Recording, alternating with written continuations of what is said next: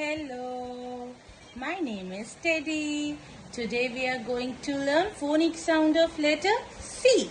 So are you all excited? Yay, let's move. So now let's learn phonic sounds of letter C. C says K. C says K. C says K. Now children, let us meet friends of phonic sound K. Now, hello, here we have our friends. Now, just look at my pointer and read with me.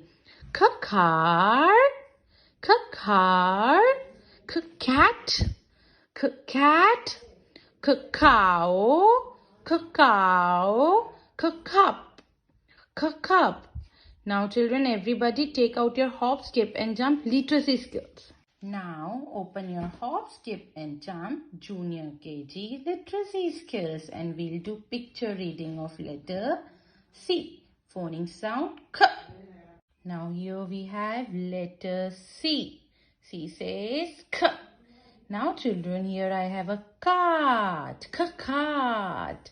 Now let us read out the objects loudly. Cart.